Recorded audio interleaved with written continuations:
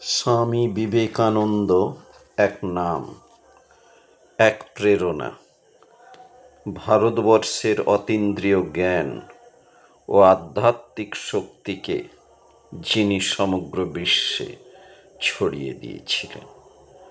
আজ আমরা জানব কিভাবে তিনি লন্ডনে গিয়ে ভারতীয় দর্শনের শক্তি এবং গুরুত্বকে বিশ্ববাসীর সামনে উন্মোচন করেছিলেন। প্রথমে আমরা দেখব স্বামী বিবেকানন্দের লন্ডন যাত্রার পটভূমি। স্বামী বিবেকানন্দ প্রথমবারের মতো ইউরোপ সফর করেন 1895 খ্রিস্টাব্দে। তিনি আমেরিকার শিকাগো ধর্ম মহাসভায় ঐতিহাসিক বক্তৃতা দেওয়ার পর ইউরোপে আমন্ত্রণ পান। লন্ডনে তার প্রথম সফর হয় 1895 খ্রিস্টাব্দের শেষ দিকে। এরপরে দেখব লন্ডনে বিবেকানন্দের কাজ ও প্রচার।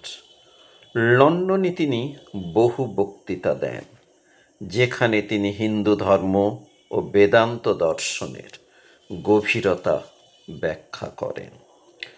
তাঁর বক্তৃতার মূল বিষয়বস্তু ছিল হিন্দু ধর্মের সারমর্ম ও তার বৈজ্ঞানিক ভিত্তি, যোগ ও ধ্যানের গুরুত্ব, ভারতীয় দর্শনের সার্বজনীন আবেদন।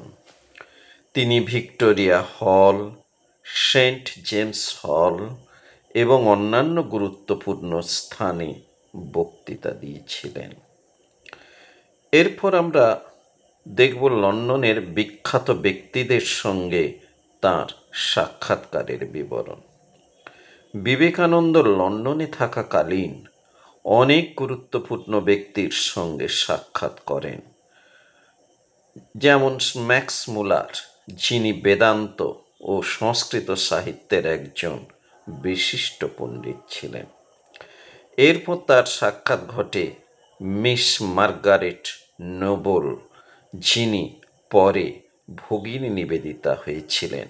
বিবেকানন্দের ভাবধারায় অনুপ্রাণিত হয়ে তিনি ভারতবর্ষে এসে শিক্ষা ও নারী উন্নয়নে ভূমিকা রাখেন এবং তাঁর অর্থাৎ বিবেকানন্দের দর্শন ও চিন্তাধারা লন্ডনের শিক্ষিত সমাজে গভীর প্রভাব ফেলে।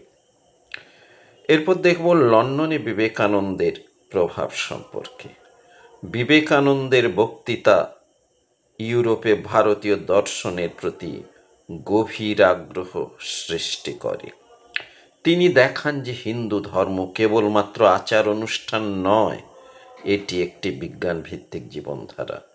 লন্ডনের মানুষ ভারতীয় সংস্কৃতি ও ধর্মকে নতুন দৃষ্টিকোণ থেকে দেখতে শুরু করে।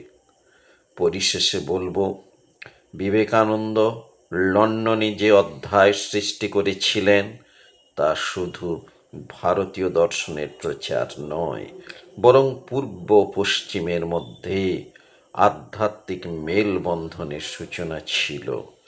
আজও তাঁর সেই শিক্ষা ও দর্শন আমাদের পথ দেখায়। উজ্জ্বল ভাস্কর নিষ্ঠ মম